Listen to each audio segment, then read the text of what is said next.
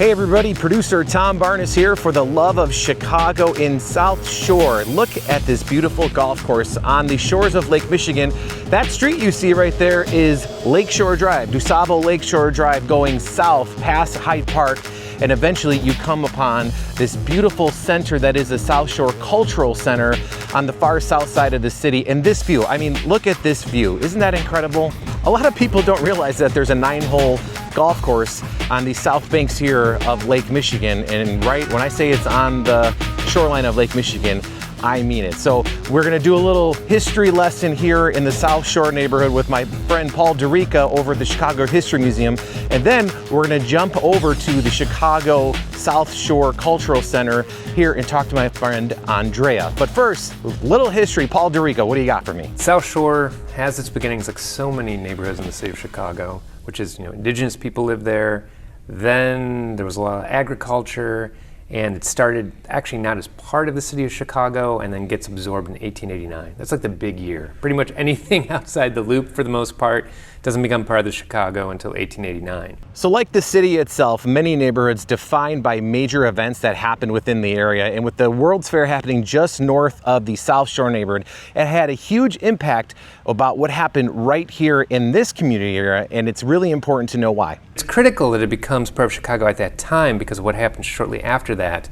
In 1893, Jackson Park, just to the north of what is the South Shore community area, hosts the World's Columbian Exposition, the first Chicago World's Fair. And it's really that event that kind of spurs residential development in the South Shore neighborhood. And as you drive south on Lakeshore Drive, you pass the Museum of Science and Industry in Hyde Park, and you continue on, and that is where you find the South Shore. But Paul, how big is the South Shore? Pretty much the entire community area, which stretches from 67th Street down to 79th Street roughly, is along the lakefront. And then how far west does it go? It goes as west as Stony Island Avenue. You know, as you drive through the South Shore neighborhood or just go for a walk and explore the neighborhood, you find some fascinating names of parks and streets, and there's a good reason for it. Paul? Yeah, I mean, South Shore has a really fascinating history. So if you go down there today, you'll see like all of these English-sounding names like Essex and Windsor Park and Cheltenham, and like, why are these here? Bryn Mawr. Well, that's because some of the earliest residents were English and Irish immigrants who were working on the Illinois Central Railroad, which kind of ran through the neighborhood. And these were all just kind of like smaller kind of communities. And what we know as South Shore today didn't really kind of come into being until the 1920s. So this is worthy of a stop, I promise you. If you're ever down at the South Shore neighborhood and you go to the Cultural Center, you're gonna wanna check out the historical Jackson Park Highlands. It's nestled right in the middle of the South Shore community area, lying just west of Jackson Park, established in 1905, and it was a deliberate project to create a premier residential neighborhood with innovative architectural designs that features a variety of significant architectural styles, from like the Prairie School to Revival School to the Tudor Revival, Colonial Revival, and Queen Anne. It is a landmark status. The Jackson Park Highlands designated a landmark here in Chicago on October 25th, 1989. South Shore Country Club was designed by a noted local architect, Benjamin Marshall. He also did the Blackstone Hotel and the Drake Hotel as well. But today it is known as the South Shore Cultural Center and is a very kind of interesting and great sort of community center that serves people who live in South Shore today. So when you're taking a stroll through the South Shore neighborhood, what do you see, Paul? And South Shore is this place where you find all this wonderful architecture, these houses that have like large front lawns. They're very kind of eclectic in their design. There's a lot of like Chicago bungalows and a lot of apartment buildings. But you really find like a mix of housing there, which makes it like an interesting place just to kind of like walk the streets. So as we learned from other videos, a lot of the neighborhoods of Chicago weren't originally part of Chicago. They got annexed into Chicago, South Shore, no exception. So it's fascinating to learn about the types of folks that used to live here back in the day and the folks that live here now. Paul? And it's also just interesting all the different communities that have called it home over time. So the country club, when it was a country club, if you were Jewish or you were black, you couldn't be admitted as a member, which, by the time of the Second World War is interesting because the South Shore community is changing. What you see kind of following, those wealthy residents coming from the Washington Park neighborhood who kind of set the country club up, what you find kind of following them are a lot of Irish Catholics, and then a lot of Jewish residents, and then a lot of black Chicagoans. And by the 1950s, the neighborhood is sort of transitioning to becoming a predominantly black community. So as I've started to do these videos, some people are asking me any famous people from that particular neighborhood, and definitely the South Shore has a few. Paul? Over the years, many prominent people have lived in the South Shore. I mean, there's lots of famous Chicagoans. If you're into Chicago sports, Gale Sayers and Billy Williams both lived in South Shore. If you're interested in the arts, music, literature, David Mamet lived there for a time as a kid. Gene Krupa, the drummer, lived there as well. But probably the person that most people are aware of, and you can even go and see his childhood home, is Kanye West. And he lived about a block from the lake on South Shore Drive. And then South Shore is also the community where a lot of important political figures resided. Really? Jesse Jackson and his entire family called that community home. Carol Moseley Braun, when she was a senator representing the state of Illinois, lived in South Shore. So just down the street from South Shore International College Prep is the home of Michelle Robinson. And you might know the story of Michelle and Barack. They became the First Lady and President of the United States of America. This is her childhood home right here on Euclid Avenue in the South Shore neighborhood. Fun fact, if you will. Now, since this area was not originally a part of Chicago, it had its own transportation system, and Paul can explain a little better than I can about how this is connected to the rest of the city. There's a lot of transportation that comes through the area, and the South Shore line is interesting in that it's a commuter line that was really sort of designed to connect Chicago to basically the northern end of Indiana, and then the part that borders Lake Michigan and all of those communities there. It too was established in the late 19th century and remains a commuter line to this day. I mentioned the Illinois Central Railroad. The Illinois Central Railroad ran through the community as well, connecting people in South Shore to the city of Chicago. Today it's the Metra Electric line, which you can still take, and there are several stops in the South Shore community. And of course, there's the good old CTA as well. And there's bus lines that run along the lake, but also run along Stony Island as well. So take a look right behind me here. You see the home of Chicago's Mounted Police. Yeah, the entire Chicago Mounted Police stables right here at the South Shore Cultural Center. Paul Durica, what else do we have to know about this? Because it was a country club, there's a lot of stables that are there. And in fact, some black rodeos are held there to this day. To this day? Yeah. At the Cultural Center? At the Cultural Center, in the area that was reserved for horse riding. Learned a lot of history about the South Shore neighborhood, but what is it like today? South Shore neighborhood remains like a solidly middle class neighborhood. It's undergone some challenges over the years, particularly the kind of southern edge of the community area. But it was one of those communities that was flagged for Lori Lightfoot's Invest Southwest initiative, and so you're seeing a lot of development happening there now. And of course, just to the north of it, in Jackson Park, the whole area is getting ready to welcome the opening of the Obama Center, and so one expects that that'll have an impact on the community as well. So if you're a history buff like me and you like driving through the city and checking out all the old buildings and wondering why they're there and how they're there and the story behind them, the Chicago Library branch in the South Shore is stunning. Paul explains. South Shore has a pretty cool public library branch, one of the older ones in the city. It dates to 1928, and it is designed to kind of look like a Tudor house, which is sort of interesting. But it has added kind of a new entrance, and so when you go into it, if you actually look up immediately, you can see the original entrance, and there's one of those cool old sort of Y-shaped CPL logos on top of it. The municipal device. Yes, the municipal device. You can see that there. And this is one of the many really interesting buildings that you can find in South Shore. There's also a Prairie School house, the Allen Mill House, that's designed not by Frank Lloyd Wright, but by one of his colleagues in his architecture firm. Thank you, Paul Durica, over at the Chicago History Museum. I'm now at the South Shore Cultural Center in the South Shore neighborhood on the far south side of Chicago. I'm talking to my friend Andrea, who does tours here, knows a thing or two about this space. So I ask her now, what makes this place so special to the city of Chicago? This is an amazing space where you can have a special event. You can take classes in art and ceramics or theater classes, or you can just come in and just view one of our art galleries. I mean, it's a number of things that you can come in here and do. Marvel at the architecture. I mean, because this place, 1916, It is amazing to see. It really is a stunning piece of property. As I'm walking through the space right now, I'm curious, Andrea, can you tell me a little bit about the history of this place? Well, and that's a good story because many people will drive by thinking it's still private. And it used to be a country club, so it was not for the neighborhood. It was strictly for people who paid membership. You can go on some of the floors in this building and you'll see how the bedrooms were cut out, very small rooms. And so people came here, they had parties, they had recitals for their children, there was a restaurant in the building. So it was so many things that you could do at that time. And that's why the Park District decided to recreate some of those things for the public to enjoy. As old as this building is, 1916, there was a building before and they decided, you know what, it's a little too small for what we want to do as a country club. So we're going to tear it down and we're going to rebuild it.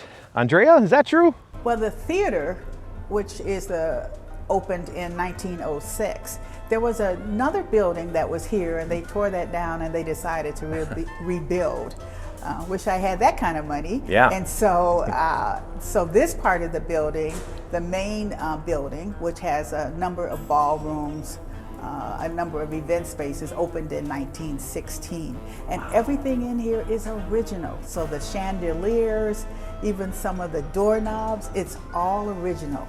And this dates back to where the Park District, I mean, the building predates the Park District as its current entity now. As one big park district, right? Yes, absolutely. It was here first.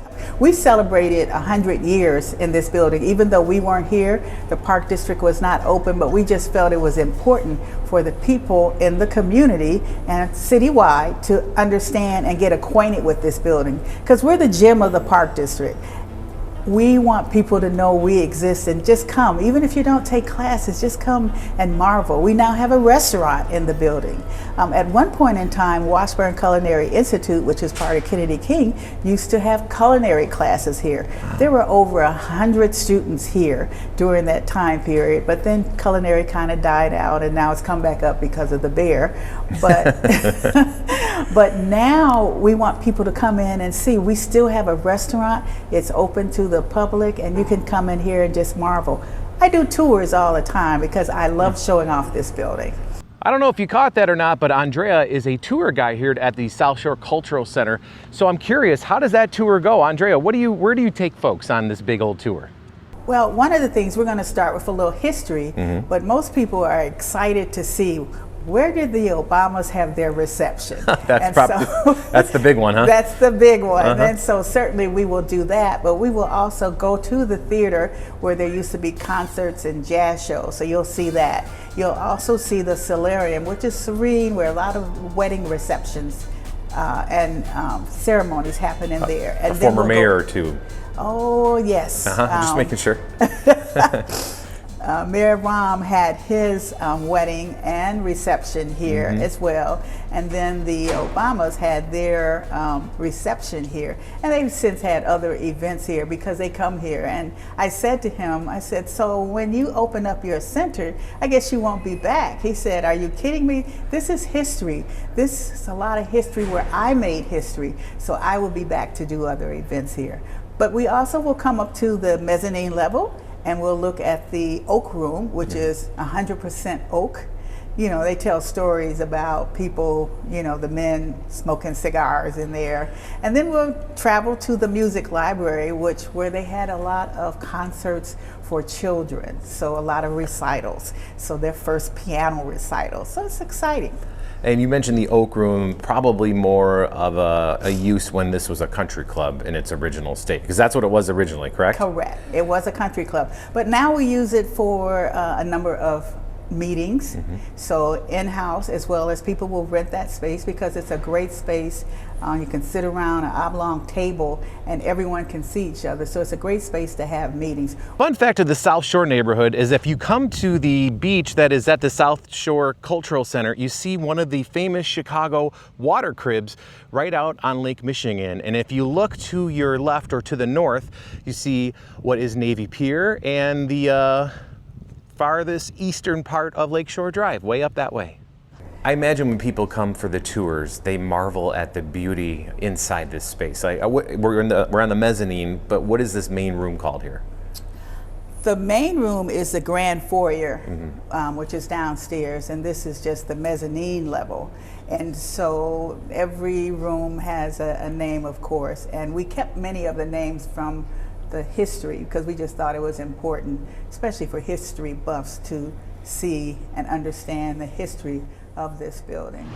So the South Shore Cultural Center, originally a private country club, got into the hands of the Chicago Park District in the 70s, and Andrea has a little bit more to tell about that fascinating story. Since the mid-70s, the Park District has had ownership of this building with funding from federal grants and from the city. They were able to rehab this building. When I was younger, I used to, and my friends, we would climb over a fence and watch the development of this space, and we just marveled at this space. And so it was great to see the completion.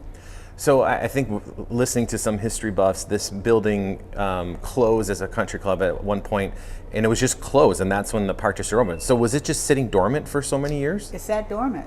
There was no one here, and it deteriorated, unfortunately. And so, you know, naturally deterioration, that causes more money to be put into the property, but they got it done. They did get it done. And it is a marvel when you walk in. You mentioned the space here, the oak room, the music library, and the solarium. Talk about that, because that just seems, I know that a lot of events have happened there for some of Chicago's finest, but what is it used for, and why is it so special?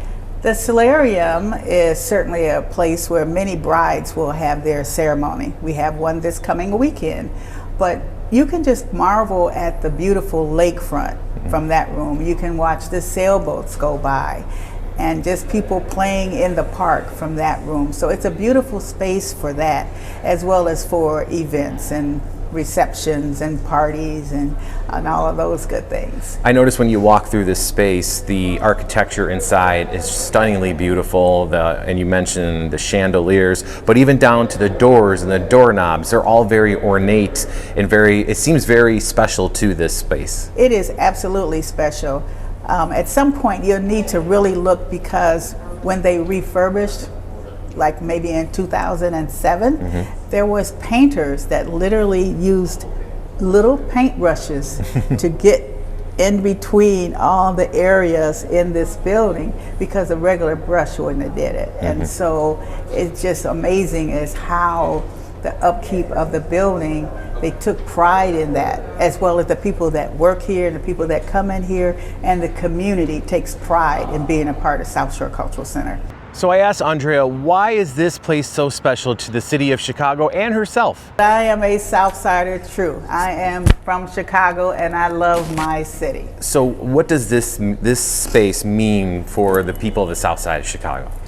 Well, they need a space to come and go. I mean, even if it's just to go to the beach, to have a hot dog out in the park, people want somewhere to go. And people come wintertime because they love to trample through the snow. And so people come all year long. It's not just during the summer. So people are beginning to see it's open to the public. Come on in. We invite you in. And so that's what we're trying to do. Absolutely. But as a kid growing up on the south side of the city and seeing this close for part of your life, to see it to where it is now, where you get to give tours of this space, what's that mean to you? That is very precious and meaningful to me, because I saw it before it was rehab, and then to be able to work here, because I always dreamed I want to work there, because I used to work downtown with the Park District, but I said I want to work there. And at the time I was living in South Shore, and sure enough an opening came, and I said, no, this job is for me, because I love the community, I love the Park District, and I want to be able to put this on the map for the city of Chicago, not just for this community. Absolutely. And for folks who are looking, maybe coming from the suburbs or from the north side, and they want to hop on the bike path and come all the way down here, the bike path comes to this space. I think a lot of people don't know that. They don't. I had an older couple that every single day they would come and ride their bike. We have a camp here during the summertime, and so we always register and check people in outside. And for me, it was a great opportunity because I'm talking to all the people coming on their bikes or strolling. And it was an older couple that came every single day. And I got really acquainted with them and their life. And then they started bringing treats for the campers. And I was like, wait a minute. I don't know if they should have candy. But it was just good because they weren't from the neighborhood. They were from the north side. Oh. And so they just felt like this place was special for them. It is special when you ride up on a bike and you see it from afar, and then you come inside through the beautiful gates. That, I mean, it's just stunning, these beautiful gates and the long walkway with the pillars, walking all the way up to the building here, and then you walk inside and you see the solarium and you see the hall here, but then you go outside and there's just this beautiful, almost feels like you're not in Chicago kind of vibe out there. Now, it's obvious when you walk around this space, it's so much more than a cultural center and a golf course. There's just so much more here. The natural beauty is something to really stop and take a look at. Andrea explains. And we have a nature sanctuary where you can go and walk through the area where, you know, there's fish and some wildlife in that area. And then you can also see the skyline from there. We have a butterfly garden. And so that's really precious to watch the butterflies. And they're not afraid to, you know, of the people. And then any given time, there might be all sorts of other animals because we are a park. We're over 70 acres of land, and some of it isn't developed, and so we get, you know, the raccoons, the squirrels, the rabbits, you know, they're welcome too. Now, an interesting aspect of the South Shore Cultural Center, it wasn't always the property of the Chicago Park District. It actually was a private golf course, and it is no longer a club and private golf course. It now is open to the public here in Chicago. And Andrea can kind of explain the interesting history. There is a 9-hole golf course. Some people use it to kind of practice up, and then they go to the 19-hole golf course at Jackson Park, and other people just want to get a quick game in before they go to work. So, all right, I love a good fun fact, and there is an amazing fun fact about a certain president of the United States and this golf course. Andrea, tell us all about it. We've had a number of celebrities come and play golf. Matter of fact, President Obama learned here. He learned how to play golf here? He learned how to play golf here. Well, he used to come visit here, and of course he wasn't president at the time, but he would say, I want to learn that game. And so, you know, he got hooked up and he learned how to play. Oh, I did not know that. Most people don't know that. That is a fantastic story that he learned. I mean, think about the decisions that have been made on golf courses over time. Absolutely. To know that he learned right out on those links is something pretty special for Chicago. It is. And one of the things they really want Chicago families to know is that there are a lot of programs here that are absolutely free. You just got to come and check them out. My goal is to make sure we have a number of free classes and free events here. Especially in the day of this economy, we want to make sure that people have somewhere to go. And you know, and you want to take your kids, so you can come here. We have some classes that are free. And of course, you know, you might have to pay for a few because of supplies. For example, in the ceramics, we got to buy the clay. But we want to make sure we can offer some things for free. What are some of the free things that you guys have? Well, we've had dance classes that are free, all ages. We've had line dancing here, trying to bring that back for our seniors. We have hip hop that's coming back as well. So we've had dance classes, we have some theater classes, and then you can also just sit in a class to see whether or not this is something that you want to do and you want to pay for. There's so many wonderful things about this place, including the artwork. It is a really proud collection. Andrea explains a little bit more. We have 2 galleries here. We just had an installation of a group called 10 Toes Down. They're from Inglewood, and so we were trying to bridge the gap between South Shore, our community here, South Shore, as well as the Inglewood community. And it is an amazing exhibit because there's a number of things. You can learn some history about the neighborhood, but also the different art forms in there. So there is art from ceramics, there's paintings, there's t-shirt designs, there's some of everything in that exhibit. So that main art gallery will flip, and our next exhibit coming up is called Vessels, and it's all strictly ceramics. Wow. We also have the Dr. Margaret Burroughs Gallery, which is a beautiful place to sit and have a meeting. And she was a commissioner with the Chicago Park District, and she was also the founder of DuSable Museum. And so we felt it was important to honor her. You know, since it's October and the whole thing, I thought I'd ask about the ghost hunting situation, or the ghost sightings, if you will. Andrea? Oh, absolutely. I've had many people come in here and tell me their stories about the ghosts. People even on the ledge up here, you know, looking down and watching people. Some people tell me about the music they hear. I've heard the music. You've heard music. I've heard Where does music. it come from? I don't know. What kind of music? It's soft, quiet, you know, like violins, you know. Real quiet music. It's something. It's not scary. No. And so I look around and I'm like, oh, okay.